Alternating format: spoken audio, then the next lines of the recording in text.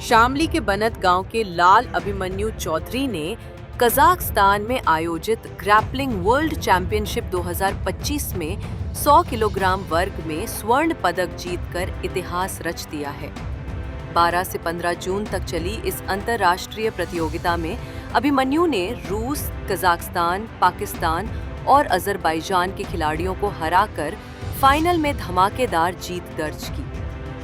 भारतीय सेना में नायब सूबेदार पद पर तैनात अभिमन्यु चौधरी एक किसान परिवार से हैं और अब तक 50 से अधिक पदक जीत चुके हैं।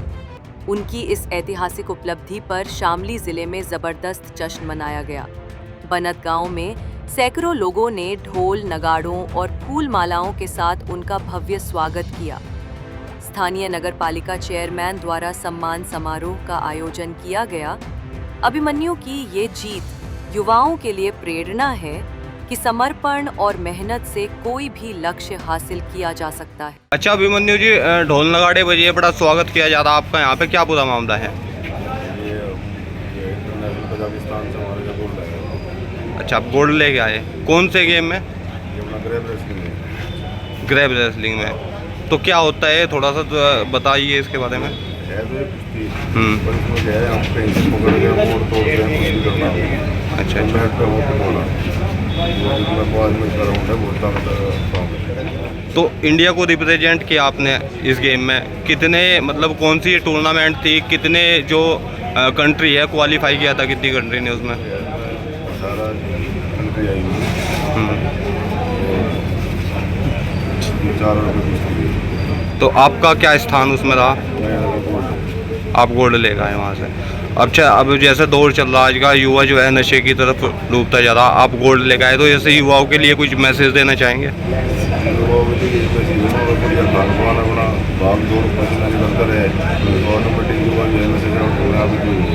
अच्छा, आपको प्रेरणा कहाँ से मिली ये इस गेम में जाने की?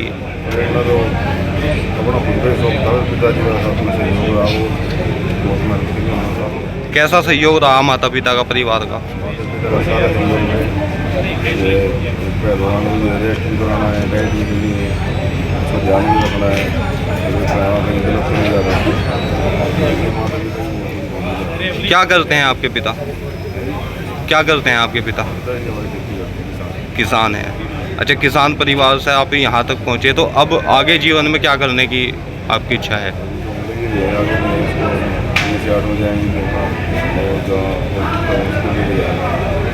तो शामली जिले के लाल, बनत कस्बे के लाल अभिमन्यु कालखंडे के इस स्वागत समारोह में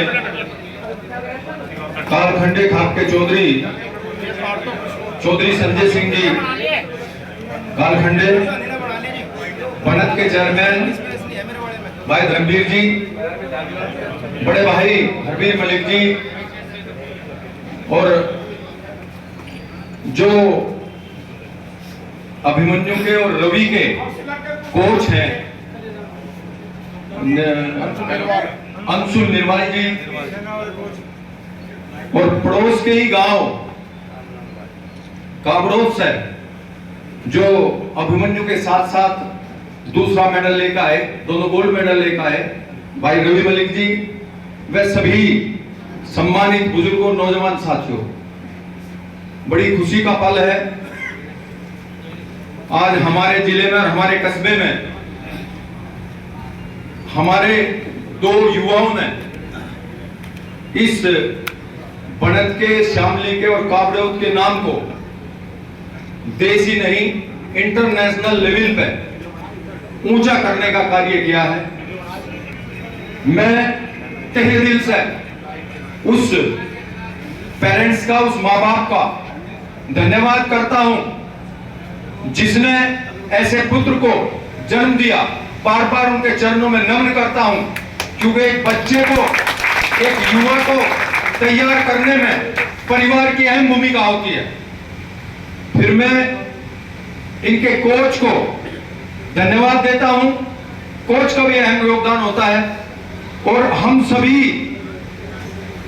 कस्बेवासी और जिलावासी इस खुशी से आप सबको, अभिमन्यु को कोच साहब को और रवि को बहुत बहुत बधाई देते हैं, बहुत बहुत बधाई देते हैं।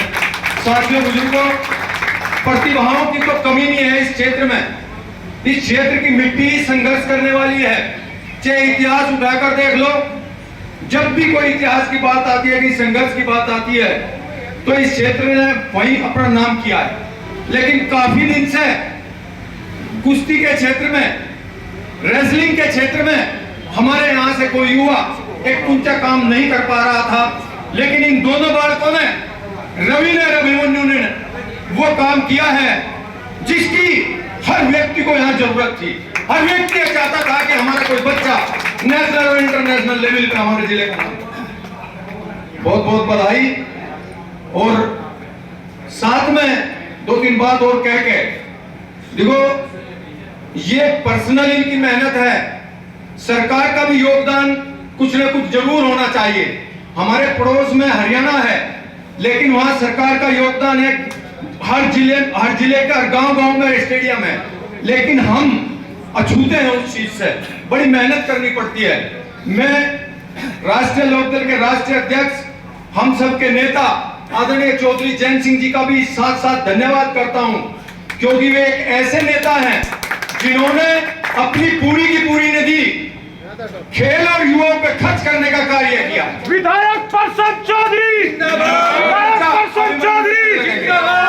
इस चीज से, जैसे आज ये दोनों हमारे छोटे भाई पदक लेकर आए हैं और चौधरी साहब ने भी एक कदम युवाओं की तरफ बढ़ाया है, मुझे ऐसा लगता है जो लहर युवाओं को खेल के प्रति आकर्षित करने की यहाँ पहले थी, वो लहर दोबारा से हमारे पश्चिम उत्तर प्रदेश में चलनी चालू हो गई।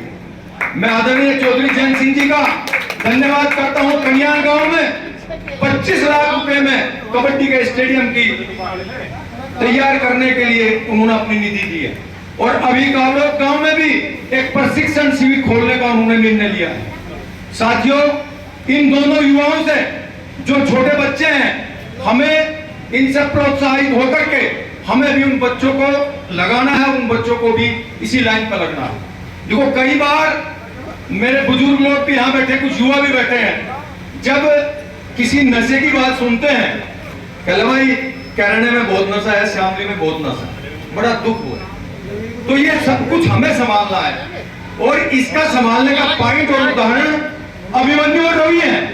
ऐसे बहुत से युवा हैं जो कर सकते हैं, लेकिन कमी माहौल की होती है, घर परिवार की होती है, और क्षेत्र की भी होती है। तो मेरा यही आग्रह है आप सब लोगों से कि अपने घर का माहौल ऐसा बनावें और इन युवाओं को प्रेरित करें। पढ़ाई के साथ साथ खेलना भी जरूरी है, और जैसा ये आज माहौल बना है, ऐसा माहौल और भी आगे बने। मेरी बहुत बहुत शुभकामनाएं अभिमन्यु के लिए, रवि के लिए, कि आज ये मेडल इस प्रतियोगिता में लेकर आए।